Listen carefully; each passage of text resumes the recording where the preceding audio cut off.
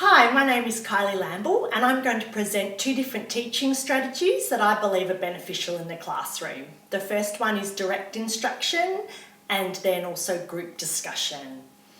Good direct instruction as a teaching strategy has several key features. Firstly, a carefully planned curriculum of knowledge and skills, the explicit teaching of that curriculum, flexible ability grouping so that the instruction is suitable, and finally mastery, where a child must master one concept before they move on to the next level.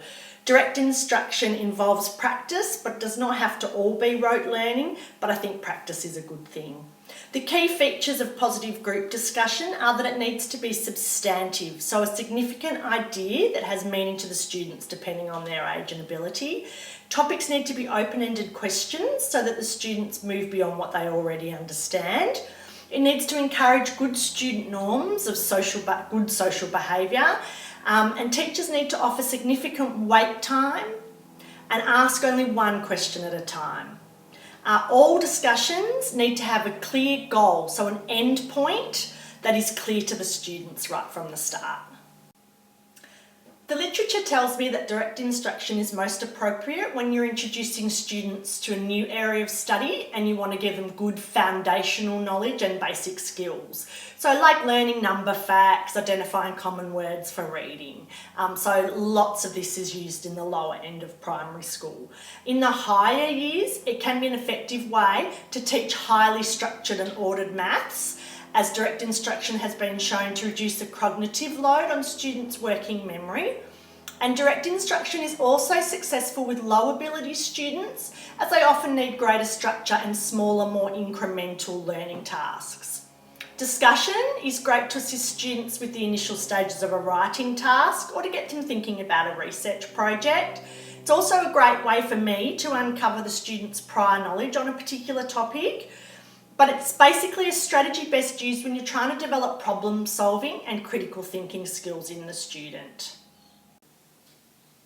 Direct instruction and discussion both contribute to positive student outcomes by increasing participation, but neither should be used alone, or indeed should they be the only strategies that are used. Examples to justify why and how I would use direct instruction within the classroom to facilitate learning include things like look, read, cover and learn for spelling lists, timetable recall by testing games, and basic numeracy of teaching like letter pairs to 10, 1, 9, 2, 8, 7 and 3, and making a race or a game out of it. All of these things promote practice. All of these strategies also facilitate the maximum time you can on task. The instructions are all followed by some sort of assessment, be it a game, competition or self-testing. And using this, I can modify the type of instruction or the pace of instruction, ensuring student mastery, so they can build on their knowledge regardless of their age or grade level. Other strategies include using individual whiteboards when students are initially learning, like to write the letter E. I can show them, they can lift it up straight away, I can see who's getting the hang of it. And things like learning rhymes together, number 5 is written by the stick with the big fat belly with the hat on it. All these strategies help when I need to be in control of their learning, because I can ensure that they build their knowledge sequentially. Some different strategies I would use to help facilitate learning by discussion are accountable talk signs. Great for encouraging good social norms in language in the group discussions, and it teaches students to learn to listen to different points of view and answer with respect even if they don't agree. And by doing this, I would also hope that they learn to contribute without the fear of being put down. So accountable talk signs are suggestions for them like, I don't know if you can see, but I agree with blank because blank, and what do you mean when you say? So, teaching them a nice way to ask questions. Putting students' names on icy pulse sticks to pull out randomly from a container is great for questioning, as they don't know when they're going to be asked to answer a question. And this means the students stay attentive.